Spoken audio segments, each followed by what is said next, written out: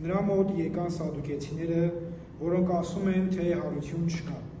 Հարց էին տալիս եւ ասում. «Վարդապետ Մովսեսը մեզ համար գրել է, եթե մեկի եղբայրը մեռնի եւ կին թողնի, բայց որդի չթողնի, թող նրա եղբայրը առնի նրա կնոջը եւ իր եղբոր համար զավակ հասցնի։ Արդ մեզ մոտ 7 եղբայրներ կային, առաջինը կին առավ եւ մեռավ ու զավակ չթողեց, եւ երկրորդը նույն կնոջն առավ ու մեռավ ու նա էլ զավակ չթողեց։ Նույն ձևով նաեւ երրորդը առավ նույն կնոջը եւ 7-ն էլ զավակ չթողեցին։ Ամենքից հետո մեռավ նաեւ կինը։ Արդ հարության ժամանակ, երբ հարությունը առնեն, նրանցից ում կինը կլինի, քանի որ 7-ն էլ նրան կին առան։ Հիսուս պատասխան տվեց եւ ասաց նրանց. Հենց դրա համար չէ, որ մոլորված եք, քանի որ չգիտեք գրքերը եւ ոչ էլ Աստծո զորությունը։ Որովհետեւ երբ մեռելներից հարություն առնեն, ոչ տղամարդիկ կին կառնեն եւ ոչ էլ կանայք մարդու կգնան, այլ կլինեն հրեշտակների նման, որ երկնքում են։ Իսկ գալով մեռելներին, թե հարություն են առնում, դուք չեք կարդացել Մովսեսի գրքում օրենու դրվագում, թե ինչպես Աստված ասաց նրան. Ես եմ, ասում է Իսահակի, Աբրահամի եւ Հակոբի Աստվածը, իսկ Աստված մեռելների Աստվածը չէ, այլ ողջերի, ուստի դուք խիստ մոլորված եք։ Ինչպես նշեցինք, այս իրադարձությունները արդեն տեղի են ունենում Քրիստոսի երկրային կյանքի վերջին շաբաթվա ընթացքին, երբ այլևս վերջին ուսուցումներ էր Քրիստոս տալիս, որպեսզի մարդկանց մտքում միշտ դաջված մնա եւ կենդանի սկսեն պատկերացնել եւ հիշեն Քրիստոսին։ Նախորդած դեպքերը, ինչպես հիշում ենք արդեն, այսինքն Երուսաղեմ հաղթական մուտքից հետո Քրիստոսին որոշում են, որ պետք է փորձեն եւ պետք է նրա վարկը իջեցնեն ժողովրդի մոտ, փարիսեցիները, օրենսգետները եւ ծերերը, եւ նրանք ամեն բան փորձում էին անել Քրիստոսի հեղինակության նվազեցման համար, որպեսզի հետագայում նրանց գլխավոր նպատակը Քրիստոսին սպանելու պարագային արդեն այդ ժամանակ ոչ ոք չլիներ Քրիստոսին հետևող, Քրիստոսին սիրող եւ առանց ընդդիմադիրների նրանք կարողանային իրականացնել իրենց չար մտածումը։ Սրանից առաջ արդեն տեսել ենք, երբ նրան հարց են տալիս կայսերը տրվող հարկի մասին, երբ որ գումարը ասում են արդյոք Աստծուն է թե կայսերը, դրանից առաջ արդեն անպտուղ թզենու առակին ենք ուշադրություն դարձրել, անցել ենք դրա վրայով, դրանից հետո նաև չար մշակների առակը եւ հիմա արդեն ընդամենը մի քանի ուսուցումներ են մնացել, որպեսզի Քրիստոսի կյանքը ամբողջությամբ լրի, երկրային կյանքի մասին է իհարկե խոսքը։ Եվ այստեղ արդեն Քրիստոս նախորդ բոլոր դեպքերում, որոնք նշեցինք, կարելի ասել մի տեսակ արդեն ջախջախել էր Իսրայելի մտավոր ուժին, հիմնասյանը, որի վրա կարծում էին ժողովուրդը, թե սրանք մեր ամենախելացի մարդիկ են եւ միշտ սրանց պետք է լսենք, սրանց պիտի հետևենք եւ նրանց սովորեցրածով պետք է ապրենք։ Եվ Քրիստոս արդեն, երբ որ նրան փորձին փարիսեցիները, օրենսգետները, ծերերը, նրանց բոլորին Քրիստոս կարողացավ մեր բառասած հողին հավասարեցնել նրանց մտավոր կարողությունները եւ ապացուցել իր ճշմարտացիությունը, իր վարդապետության իսկությունը եւ նրա անսխալական լինելը։ Եվ այստեղ հանդիպում ենք մի նոր կերպարների, սադուկեցիներին, որոնց Մարկոս Ավետարանիչը դեռևս մինչև 12-րդ գլուխ չի անդրադարձել, եւ սրանից հետո նույնպես նրանք թատերաբեմից դուրս են գալ։ Այսինքն սա միակ հատվածն է եւ Մարկոս Ավետարանչի եւ Ղուկաս Ավետարանչի մոտ, երբ որ սադուկեցիները գործող կերպարներ են։ Մատթեոս Ավետարանչի մոտ մի քանի տեղ նույնպես սադուկեցիները հանդիպում են։ Հիմա կխոսենք այս սադուկեցիների մասին, հասկանալու համար, թե ովքեր էին այս մարդիկ, ովքեր էին այս խմբակը, քանի որ մինչ այս նրանց չենք հանդիպել։ Սադուկեցիները նույնպես հրեական ժողովրդի ներկայացուցիչներ էին, սակայն նրանք հրեա կրոնավորներ չէին, ինչպես փարիսեցիները, ծերերը եւ օրենսգետները,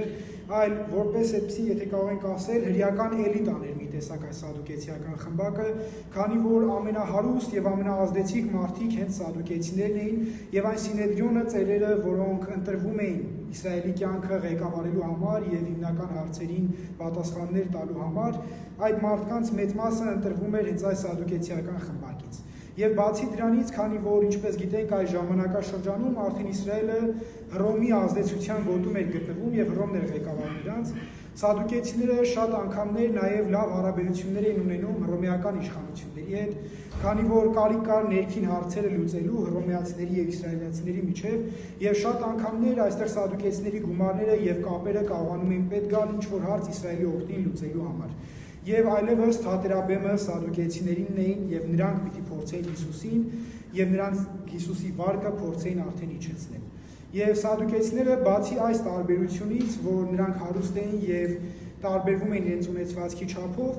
նրանք ունեին նաեւ հրեա կրոնավորներից եւ իսրայելացիներից ընդհանրապես հարցեր նաև հավատքային խնդիրներ, այսինքն աստվածաբանական խնդիրներ նրանք նույնպես ունեն, քանի որ նրանք ընդհանրապես սադուկեցիական խմբակը ընդունում էր միայն հնգամատյանը, այն գրքերը, առաջին Աստվածաշնչի 5 գրքերը, որոնք գրվել էին Մովսես մարգարեի ժամանակ, Մովսես մարգարեի կողմից, եւ դրանից հետո գրված ոչ մի գրքի եւ դրանից ընդհանրապես ավանդությանը նույնպես բանավոր կերպով փոխանցված, ոչ մի կերպով նրանք չէին հավատում եւ նրանց համար դոգման, այսինքն ընդունելին միայն հնգամատյանն էր Մովսեսի գրքերը, իսկ Մովսեսի գրքերում, ինչպես գիտենք, որպես ուղիղ հարության մասին ոչ մի խոսք չկա եւ նրանց համար մի տեսակ ծիծաղելի էր այս հարության գաղափարը եւ նրանք փորձում էին ինչ-որ կերպով նաեւ հեգնական հարց տալ Քրիստոսին, թե այդ հարությունը, որի մասին դուք խոսում եք եւ հավատում եք, դա ինչ է եւ փորձի մեզ նույնպես դա բացատրել եւ հարցը իզուր ընտրված չէր։ Սակայն եթե մենք կարդանք օրինակը եւ ասում է, որ 7 եղբայրներ կային, որոնք 7-ն էլ ամուսնացան մի կնոջ հետ, այսօրվա ապրողներից մեզ բոլորիս համար մի տեսակ անհասկանալի կթվա։ Ինչպես է հնարավոր որ եղբայրը ամուսնանա, մահանա եւ դրանից հետո մնացած եղբայրները հերթով ամուսնանան այս կնոջ հետ եւ ոչ մեկ զավակ չթողնելով վերջում արդեն կինը նույնպես մահանա։ Իհարկե այն ժամանակ սա որպես օրինակ այդքան անծանոթ չէր տեղի ժողովրդին, քանի որ դեռևս Քրիստոսից եթե գնանք շուրջ 2500 տարի հետ Մովսես մարգարեի ժամանակաշրջան, երկրորդում օրինաց գիրք 25-րդ գլուխ, այնտեղ հստակորեն գրված է, որ եթե Արուն տան տղամարդը, այսինքն կամուսնանա եւ զավակ չի թողնի, նրա եղբայրը կամ եղբայր չնալու պարագային մերձավոր հարազատը թող ամուսնանա կնոջ հետ, որպեսզի արու ժառանգ ունենա եւ նրան պետք է փոխանցվեր ամբողջ ժառանգությունը։ Երկու հիմնական կետ նշենք, թե ինչի համար էր անհրաժեշտ այս ամուսնությունը եւ ինչի համար էր անհրաժեշտ տղա երեխա ունենալը։ Ինչպես գիտենք, հին իսրայելական կամ ընդհանրապես մերձավոր արևելյան երկրներում, արաբական երկրներում նույնպես մարդկանց կոչում էին իրենց հայրանումներով, այսինքն ինչ-որ մեկի տղա, այսինչը եւ նրան անուն էր տրվում, սակայն հիմնական անունը ասվում էր հոր անունը եւ դա որպես տարբերակիչ նշան էր հանդիսանում։ Եվ այստեղ, երբ որ պիտի կինը ամուսնանար երկրորդ եղբոր հետ կամ մերձավոր ազգականի հետ եւ երեխա ունենար, պիտի կոչվեր այն մեռած, այսինքն առաջին ամուսնու անունով եւ պետք է ասեին այդ ինչի տղան էր արդեն։ Եվ բացի դրանից նաև կար երկրորդ հարցը, թե ինչի համար էր անհրաժեշտ արու ժառանգ ունենալը, դա ժառանգության խնդիրն էր, այսինքն երբ որ ամուսնացած էին, այդ ամբողջը բաժանված էր տղայի եւ նրա կնոջ միջեւ։ Եվ եթե նոր ժառանգ չունենային, որպեսզի ժառանգությունը փոխանցվի նրան, կինը հնարավոր էր, որ ամուսնանար ուրիշ ընտանիքից ինչ-որ մի ներկայացուցչի հետ եւ ամբողջ ունեցվածքը վերցնելով նախորդ ընտանիքից, քանի որ նրանք երկուսով էին հավասար սեփականատեր, արդեն գնար եւ փոխանցվեր մյուս ընտանիքին, ինչը թույլ տալը որպես այդպեսին անկարելի էր, քանի որ մի ընտանիքը ամբողջովին պիտի ունեզրկվեր եւ այլևս դառնար ոչինչ։ Եվ շարունակության մեջ Քրիստոս ասում է, որ այլևս չեն ամուսնանալու հաջորդ կյանքում, որը մենք կանվանենք հաջորդ կամ երկրային կյանք, այսինքն հետհարութենական վիճակում այլևս ամուսնությունների կարիք չի լինելու։ Ինչն է սրա պատճառը։ Քրիստոսն ինչ է ցանկանում սրանով ցույց տալ։ Ինչպես գիտենք, մեր օրյա իրականությունից վերցնելով Պսակի խորհրդի երկու հիմնական նպատակները, դրանք առաջինը երջանկությունն է, երբ դեռևս որպես առանձին անհատներ, առանձին իրականություններ, ամուսինը եւ կինը, տղան եւ աղջիկը դեռևս առանձին են ապրում եւ այդ երջանկությունն է հենց այն կարևոր կետը, որի համար նրանք գալիս են եւ արդեն ամուսնության Պսակի խորհրդին արժանանում։ Իսկ հաջորդը այլևս միավորված, այլևս դարձած մի իրականություն, մի ամբողջություն, դա որդեծնությունն է։ Այն երանելի հատվածը, որը եւ Աստված, երբ որ Ադամին եւ Եվային պատգամում էր, ասում էր, որ աճեցեք, բազմացեք, լցրեք երկիրը, տիրեք ամբողջ կենդանիների եւ ստեղծվածների վրա։ Սակայն իսկ թե բոլորս արդեն հասկացանք, որ հետհարութենական վիճակում էլ ոչինչ լցնելու կարիք չի լինելու։ Երկիրը լցնելու կարիք չի լինելու, քանի որ ովքեր որ կենդանի են եւ ովքեր որ մեռած են, բոլորը այլևս հարություն են ապրելու եւ ապրեն այդ հետհարութենական վիճակով, որտեղ ավելանալու կարիք չեն ունենալու եւ ուստի Քրիստոս հենց սա էր ցանկանում ցույց տալ, ասելով, որ չեն գնալու կնոջ եւ ամուսիններ չեն առնելու իրենց համար։ Այստեղից եթե փորձենք շարունակել հատվածը Քրիստոսի խոսքը, երբ որ ասում է դուք հարությունը չեք ընդունում եւ չեք իմանում գրվածքները եւ Աստծո զորությունը։ Սակայն հետաքրքիր է, որ երբ որ սադուկեցիները չէին հասկանում, այսինքն չէին ընդունում հարության իմաստը, ասելով, որ մենք ընդունում ենք միայն հնգամատյանը, Քրիստոս մի օրինակ է բերում հենց հնգամատյանից։ Այսինքն ինչ էր ցանկանում այս արարքով ցույց տալ Քրիստոս, ասում է, որ այն գրքերը, որով դուք ընդունում եք, որով դուք ապրում եք, կամ գոնե ցույց եք տալիս եւ ասում եք, որ սա մեր կողմից ընդունված է եւ մենք սրանով ապրում ենք, ես ձեր ասածի մեջ հակառակում հենց այստեղից կապացուցեմ։ Այսինքն ձեզ ինչ-որ գերբնական ճշմարտություններ չեմ ասում, այնպիսի բաներ չեմ ասում, որ դուք երբեք չեք կարողանալու հասկանալ, այլ Մարկոս Ավետարանը հատուկ մարդկայնությամբ, մարդկային լեզվով ցույց է տալիս, որ Քրիստոս օգտագործում է հենց այդ հնարքը, ցույց տալով, որ ձեր ընդունածից հիմա ես ձեզ հակառակը կապացուցեմ։ Եվ գնում ենք նորից հետ երկրորդում նորինած գիրք, Անկեզ Մորենու դրվագը, որը 25-րդ գլխում է զետեղված, երբ Անկեզ Մորենու մեջից, վարվող Մորենու միջից Աստված ասում է, խոսելով Մովսեսի հետ, ասում է, որ ես եմ Հակոբի, Իսահակի եւ Աբրահամի Աստվածը։ Այսինքն հետաքրքիր է, որ Աստված չի օգտագործում անցյալ ժամանակաձևը։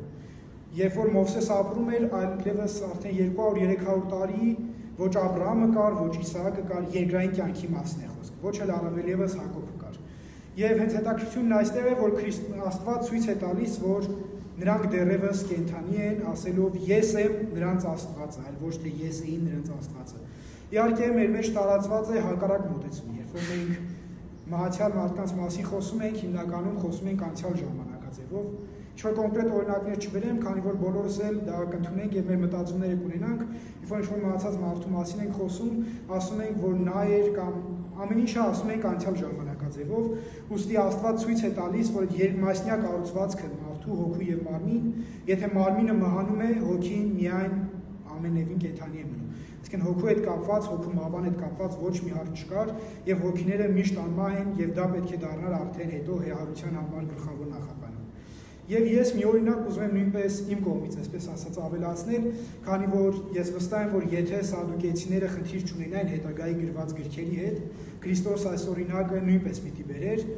Խոսքս Հոբի գրքի մասին է, Հոբի գրքում, ինչպես գիտենք, Աստված որոշում է սատանային, այսինքն թույլ է տալիս, որ Հոբը փորձվի։ Այսինքն Հոբը ժամանակի ամենահարուստ մարդկանցից, ամենաերևելի մարդկանցից մեկը ունեզրկվում է, ինչ որ ուներ, նրանից Աստված վերցնում է։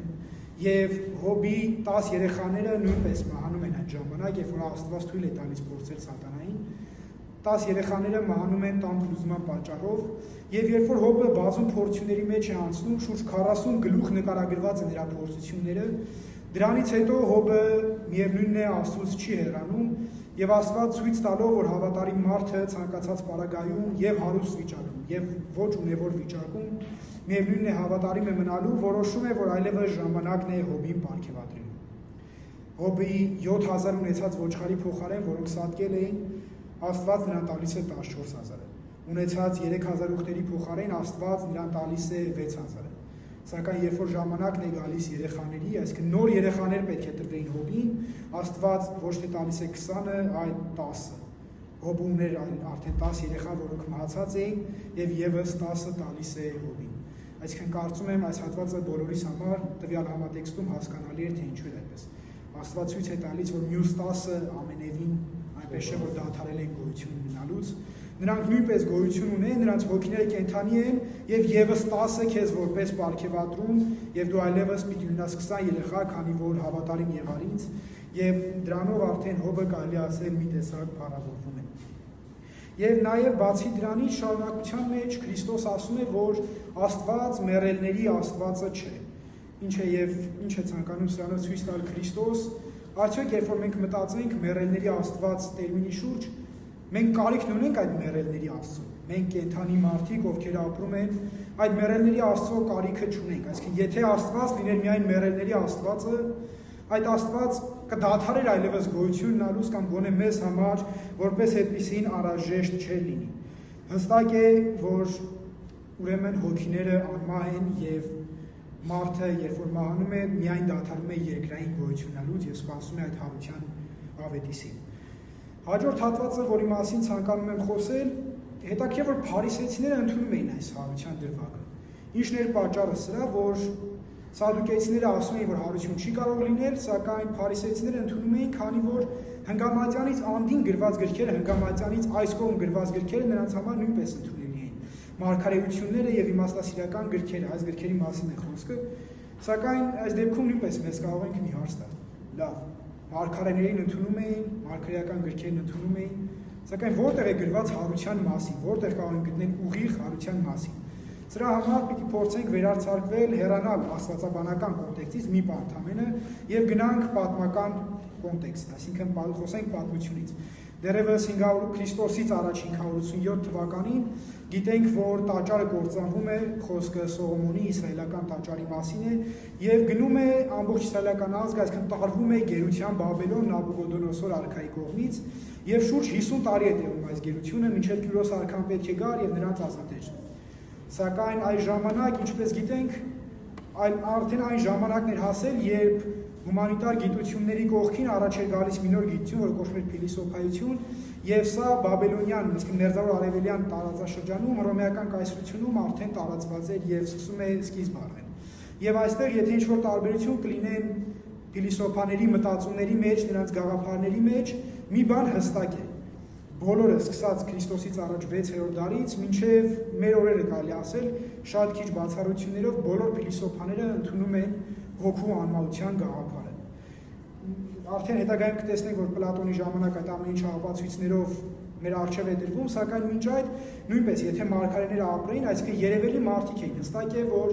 իրենց ժամանակների համար համեմատած մնացյալի ավելի խելացի են եւ կրթյալ անձնավորություններ են այս մարգարեները եւ այն մարդիկ, ովքեր իմաստասիրական գրքերի հեղինակներն են։ Նրանք պիտի սովորած լինեն այն ժամանակվա ուսուցիչների մոտ, որոնց մեջ այդ հոգու անմահության, այսինքն հետ հարութենական, եթե չանվանենք հետ հարութենական, հետ մահու կյանքի մասին արդեն գաղափարը հստակ նստած էր։ Եվ մարգարեները, եթե նույնիսկ ինչ-որ բաներ չեն գրել, ես սրա մասին նույնպես կխոսենք, որ այնպես չի, որ ինչ-որ չկա Սուրբ գրքում գրված, ամենը սխալ է։ Այսինքն բացի գրվածներից կա նաև սրբազան ավանդություն կոչվածը, որը մենք քրիստոնեական միջավայրում ենք անվանում սրբազան ավանդություն, սակայն այն ժամանակ նույնպես մարգարեները եւ օրենքի ուսուցիչները շարունակաբար սերնդեսերունդ փոխանցել են իրենց իմացությունը, իրենց իմաստությունը եւ այդ սրբազան ավանդությունը սադուկեյցները նույնպես մերժում էին, ասելով, որ ոչ միայն հնգամատյանն է, դրանից առավել ոչինչ չկա։ Եվ այստեղ նույնպես այս պարագային նույնպես փոխանցելով իրար սերնդեսերունդ պիտի հասած լինեին փարիսեցիներին եւ Իսրայելի կրոնավորներին, որ այո, կա հարությունից հետո կյանք, կա մահվանից հետո կյանք եւ հոգիները անմահ են եւ նրանք մահ պիտի չտեսնեն։ Սակայն գալով արդեն նոր կտականյան իրականությանը, քանի որ ամեն դեպքում մենք ապրում ենք այսօր այդ իրականության մեջ, անդրադառնանք այն օրինակին, որը բերում է Պողոս Առաքյալը ընդհանրապես հարության մասին։ Նա ամբողջ մի գլուխ է նվիրում հարության իրականությանը Կորինթացիներին ուղված առաջին նամակում եւ խոսում է այն ամենի մասին, որ այն մարդկանց դեմ, ովքեր ասում էին, որ հարություն չկա։ Եվ մի շատ հետաքրքիր հարց է տալիս Պողոս Առաքյալը,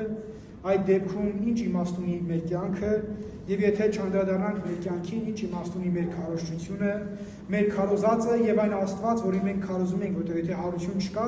հետեւաբար Հիսուս Քրիստոս նույնպես հարություն չի առել եւ այն ամենը, ինչին մենք հավատում ենք եւ ինչը փորձում ենք ձեզ սովորեցնել, ամենը զուրեն եւ ոչ մի բան, որպես այդպեսի փաստարկված չէ։ Եվ խոսելով մարմինների մասին, թե ինչ մարմիններով պիտի հարություն առնեն, քանի որ փարիսեցիները կարծում էին, որ երբ որ խոսքը գնում է հարության մասին, հարությունը տեղի ունենում հետևյալ կերպ, ինչը մեր ընդունած վարդապետությանը հակասում է, ինչի մասին նորից կխոսենք։